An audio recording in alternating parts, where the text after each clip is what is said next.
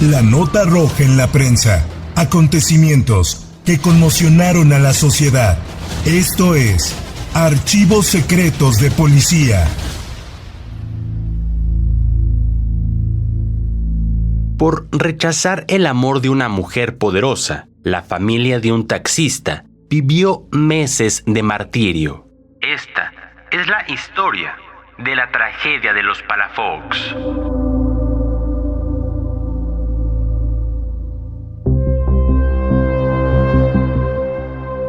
La Ciudad de México de 1968 respiraba contradicciones. Por un lado, los ecos de las protestas estudiantiles comenzaban a resonar en los corredores universitarios.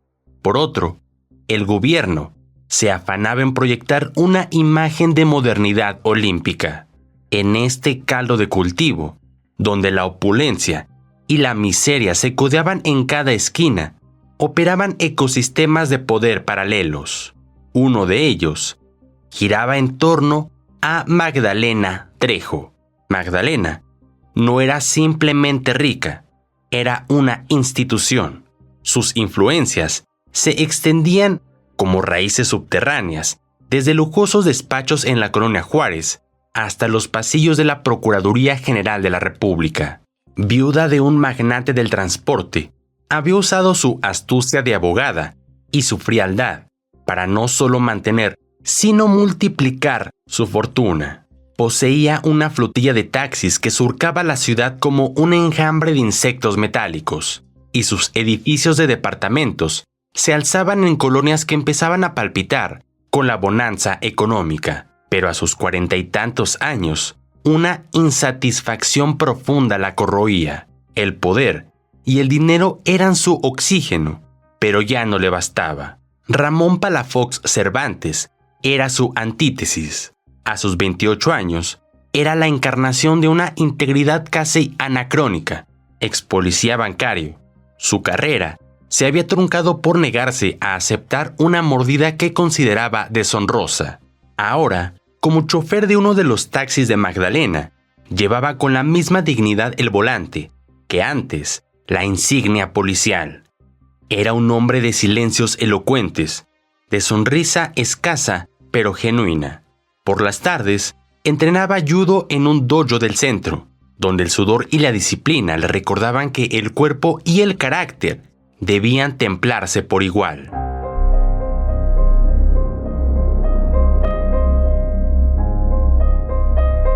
La obsesión de Magdalena por Ramón no nació de un fogonazo, sino de una lenta acumulación.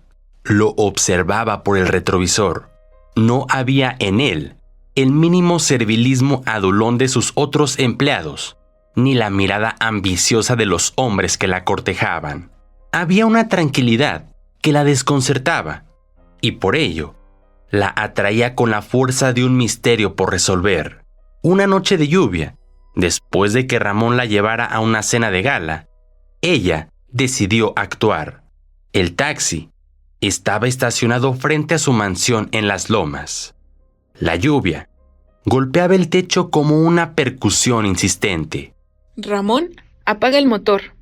Él obedeció. El interior del coche se convirtió en una cápsula aislada del mundo. He estado observándote, eres un hombre capaz, íntegro. Un diamante en bruto manejando un taxi. Es mi trabajo, señora, y lo hago lo mejor que puedo. Podrías hacer mucho más. ¿Te gustaría disfrutar de una riqueza que jamás soñaste siquiera? No entiendo, señora. Es simple. Deja a tu mujer. Mi flotilla de taxis, mis edificios y vecindades serán tuyos. Para siempre serías mi socio, mi igual. La proposición, tan cruda, quedó flotando en el aire. Ramón giró ligeramente la cabeza. La vio envuelta en su abrigo de piel, sus joyas brillando débilmente en la penumbra. Disculpe, usted es muy atractiva y sin duda puede rehacer su vida con un hombre soltero de su nivel.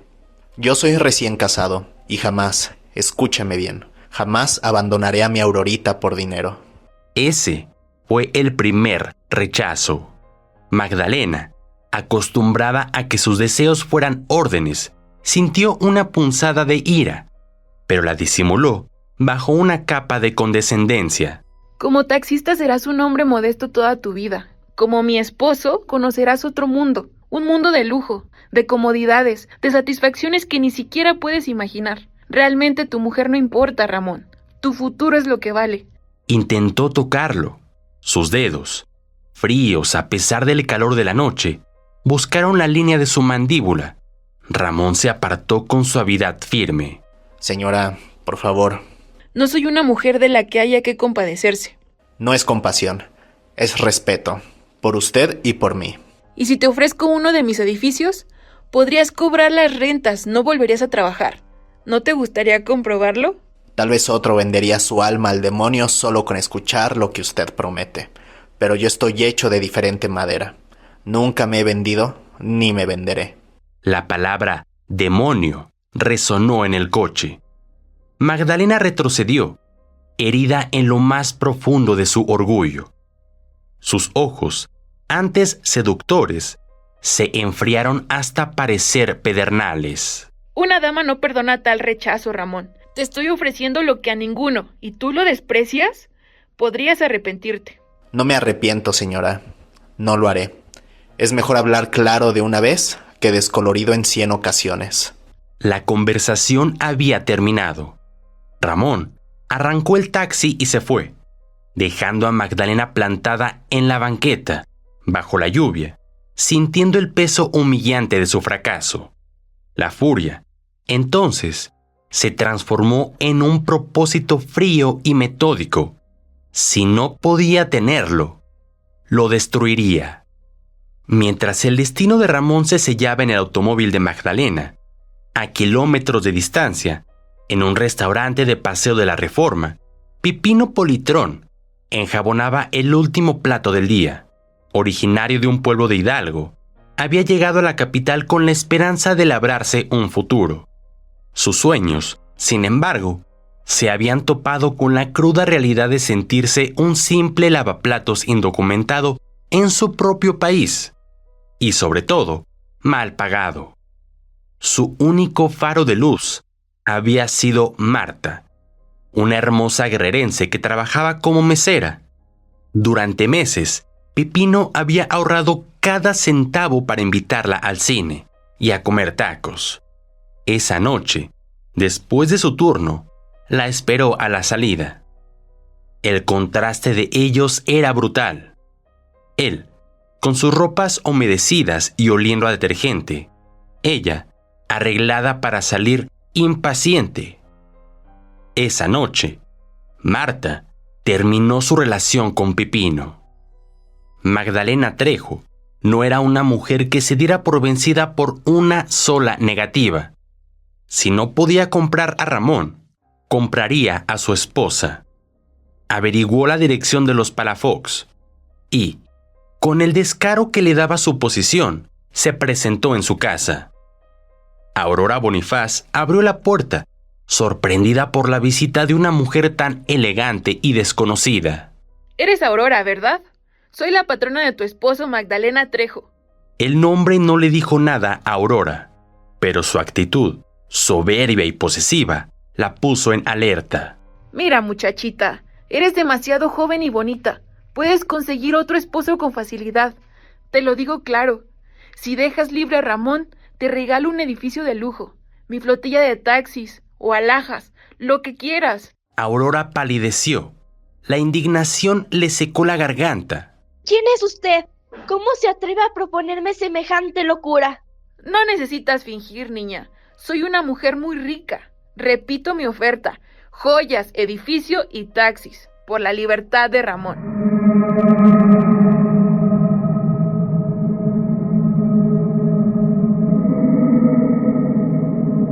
Fueron 2 entrevistas, 2 humillaciones. Aurora, temblorosa, le contó todo a su suegra. Juntas, decidieron no decirle nada a Ramón. Fue un error fatal. Subestimaron la obsesión y el poder de Magdalena. La venganza se puso en marcha. Magdalena no dio la orden directamente. Usó intermediarios. Contactó a unos maleantes de baja calaña, Hugo Romero y José Hernández, a través de un tal José Reyes García. Les pagó para darle un escarmiento al taxista. No mencionó su nombre, solo dio señas del hijo de Ramón y la dirección. El 18 de julio de 1968, a las 12:45 horas, la normalidad se quebró. Ramoncito jugaba cerca de su casa. Un hombre se acercó, lo levantó con brusquedad, le tapó la boca y lo metió a un lujoso automóvil negro. El coche arrancó y desapareció, llevándose consigo la paz de la familia Palafox. El regreso de Ramón a casa esa tarde fue el preludio de su pesadilla. La puerta estaba abierta. Aurora, histérica, apenas podía articular palabras. ¡Ramoncito! ¡Se llevaron a Ramoncito! Ramón fue a ver a Magdalena. Ella lo recibió en su despacho, impecable y serena. Ramón, qué sorpresa, ¿qué se te ofrece? Solo decirle que el taxi está bien, que voy a trabajar mucho. No tendrás que trabajar. Podrías estar cobrando ya los intereses de tu fortuna. Todavía es tiempo de que te arrepientas. La confirmación fue tan clara como impune. Ramón salió de ahí con el corazón helado. Sabía que era ella, pero probarlo era otra cosa. La desesperación lo llevó a ingresar al servicio secreto. Desde dentro, tendría más herramientas para la búsqueda. Mientras, la maquinaria de la injusticia giraba. Los secuestradores, torpes y asustados, tuvieron a Ramoncito en una vecindad de la colonia Valle Gómez. Pero la investigación avanzaba. Reyes García fue detenido para ser interrogado en la plaza de Tlaxcuaque. Pero antes de que pudieran sacarle información, en un acto de pánico o de lealtad pagada, se arrojó por la ventana del tercer piso y murió en ese instante. Sus cómplices, Hugo y José, entraron en pánico, creyendo erróneamente que no había delito si devolvían al niño antes de 72 horas. Lo dejaron libre en la calzada de Guadalupe. Pero en un último acto de estupidez codiciosa, antes de soltarlo, llamaron a Ramón para pedirle 5,000 pesos. Le describieron la cicatriz en forma de trébol en el parietal izquierdo del niño y la ropa que llevaba. Fue su perdición. La llamada fue rastreada. Los detuvieron. Hugo Romero confesó que una mujer adinerada, de quien ignoraba su nombre, les había pagado por el escarmiento. La pista llevaba directamente a Magdalena Trejo. Pero ahí, la investigación se estancó. Ella, además de rica, era funcionaria de la PGR. Tenía un escudo de impunidad. El niño, que había sido liberado por los secuestradores, no apareció en las comisarías. Se había esfumado de nuevo.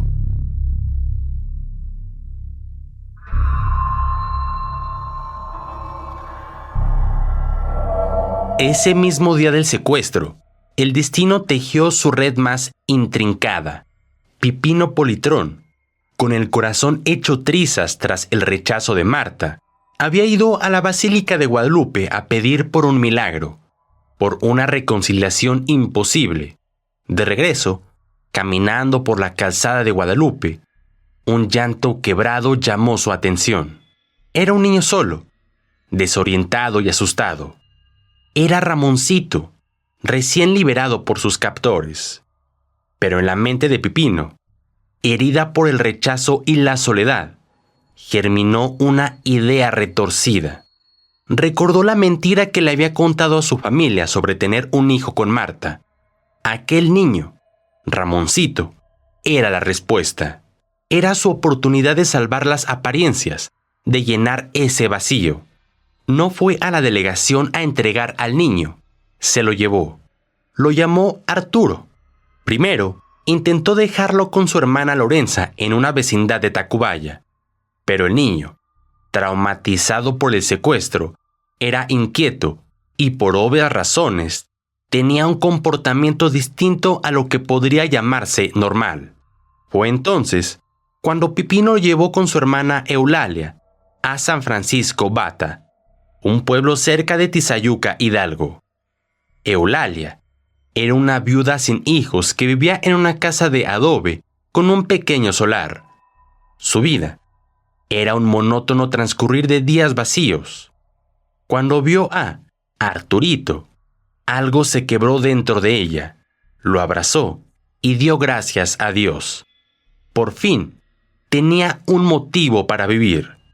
Para Ramoncito, rebautizado como Arturo, comenzó un año de vida paralela. Lejos del trauma del secuestro, se adaptó a la vida rural. Aprendió a llamar tía a Eulalia, aunque pronto, en su corazón, se convirtió en mamá. Dormía con ella, la seguía a todas partes. Hizo un amigo inseparable, Antonio Politrón, el compa Toño. Juntos capturaban ranas, perseguían lagartijas y se revolcaban en el polvo bajo el sol de Hidalgo.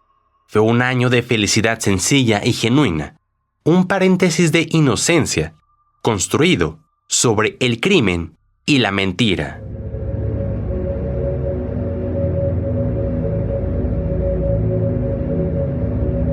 Mientras Ramoncito crecía feliz en Hidalgo, el infierno de los Palafox en la Ciudad de México se profundizaba. Ramón, convertido en agente del servicio secreto, dedicaba cada minuto libre a la búsqueda. Recorría vecindades, hablaba con informantes, seguía pistas falsas. La angustia le había robado el apetito. El sueño era un lujo que no se permitía. En San Francisco Bata, la idílica vida de Arturo comenzó a resquebrajarse. Rosendo Monroy, un amigo y vecino de Eulalia, había estado en la capital y había visto los periódicos. La fotografía del niño Palafox, con su característica cicatriz en la sien, no le salía de la cabeza. Un día, mirando a Arturo jugar, la duda se convirtió en certeza. Pipino Politrón, vencido y culpable, no pudo sostener la mentira. Confesó todo. El dolor de Eulalia era doble. No solo perdería al niño, sino que su propio hermano le había embarcado en una mentira monstruosa. La bondad y el sentido del deber lucharon dentro de ella durante un angustioso fin de semana. Finalmente, la conciencia pudo más que el amor posesivo. Decidieron hacer lo correcto. Avisaron a las autoridades. La llamada llegó a la jefatura del servicio secreto. El coronel Rafael Rocha no podía creerlo. Después de más de un año, el caso Palafox tenía una pista caliente. Localizó de inmediato a Ramón, quien en ese momento revisaba un archivo de niños desaparecidos. El viaje en patrulla hasta San Francisco Bata fue un silencio cargado de ansiedad y esperanza contenida.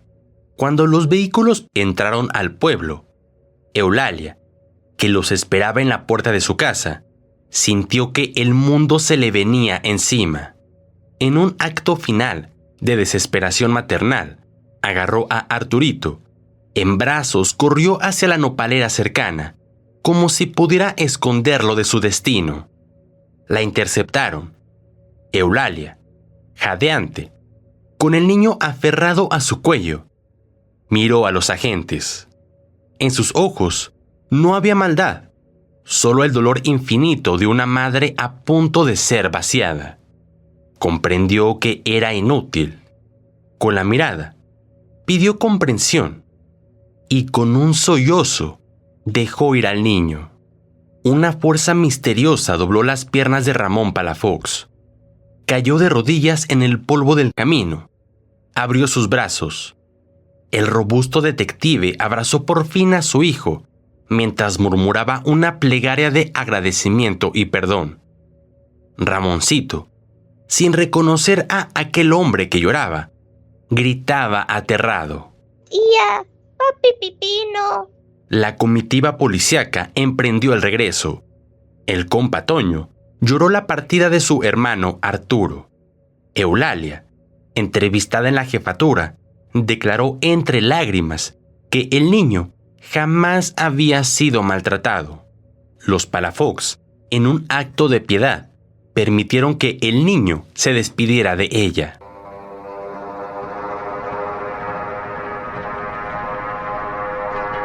El caso se cerró oficialmente. Los hermanos Politrón-Huitrón fueron consignados por secuestro, así como los plagiarios originales, Hugo Romero y José Hernández. Sin embargo, salieron de prisión en un tiempo sorprendentemente breve. El rumor era que una mano poderosa había intervenido. Ramón Palafox, años después, seguía empeñado en reingresar a la policía. Sus hijos no lo entendían, pero para Ramón era una forma de dar sentido al dolor, de servir a otras familias que vivieran su mismo infierno. Años más tarde, un periodista especializado en revolver el lodo de casos fríos encontró el archivo Palafox. Algo no le cuadraba. La impunidad de la señora Trejo era demasiado absoluta. Empezó a investigar.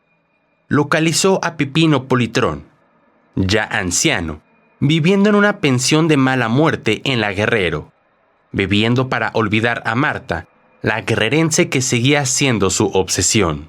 Todo el mundo se equivocó con esa mujer. Todos, los periódicos, la policía, todos.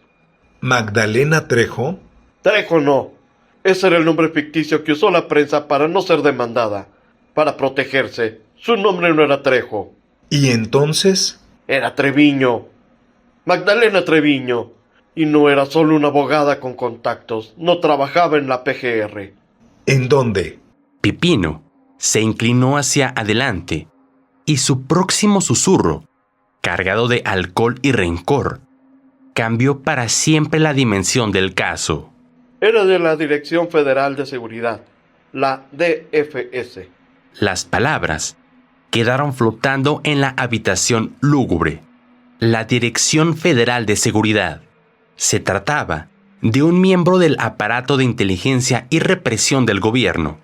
Eso explicaba la impunidad de Hierro. Eso explicaba por qué la investigación se desvió sistemáticamente. Eso explicaba por qué los Politrón salieron tan rápido de la cárcel.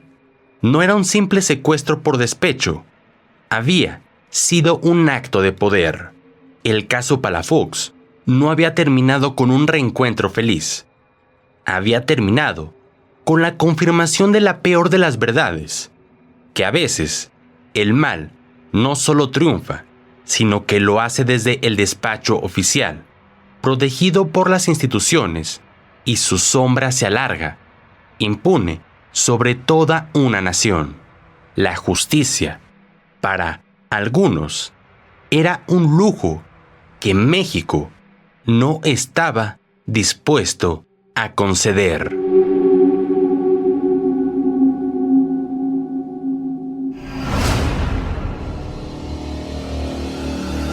Este episodio se realizó con base en los periódicos y noticias que se publicaron en el momento de los hechos.